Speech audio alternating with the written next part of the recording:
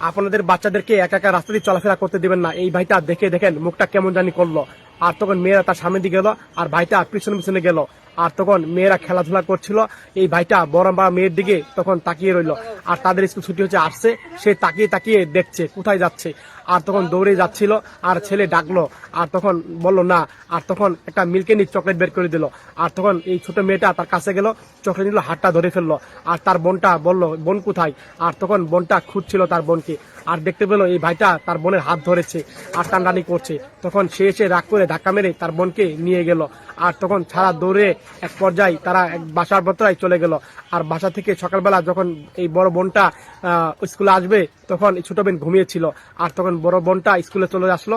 আর তখন সেই রাস্তা দিয়ে একা একা যাচ্ছিল, আর মনে মনে ভয় পাচ্ছিল, একা একা যাচ্ছিল। আর তখন যেতে যেতেই তখন হঠাৎ করে এই দুষ্ট ছেলেটা সামনে দাঁড়ালো।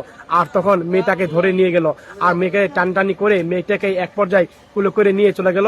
ছোট্ট মেয়েটা স্বপ্নে দেখে ঘুম ভাঙলো, বলল মা বোন কোথায়, স্কুলে গিয়েছে। আর তখন দৌড়ে সেই ছেলের কাছে যাচ্ছিল, কোথায় যাও, আমি আসছি, এই কথা বলে দৌড়ে বোনকে খুঁজছে এই ছোট্ট বোনটি।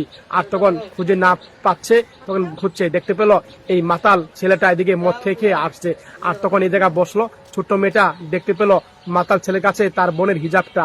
আর তখন এই দৃশ্যটা দেখে এই হিজাবটা তখন হাতে নিল, আর হিজাবটা দেখে কান্না করলো। তখন সে বুঝতে পেরেছে আর বোন নেই। আর তখন সে একটা লাঠি ছিল, আর তখন এই লাঠি দিয়ে ছোট্ট মেয়েটা তার মাথায় একটা বাড়ি দিল। আর তখন সে পড়ে গেল।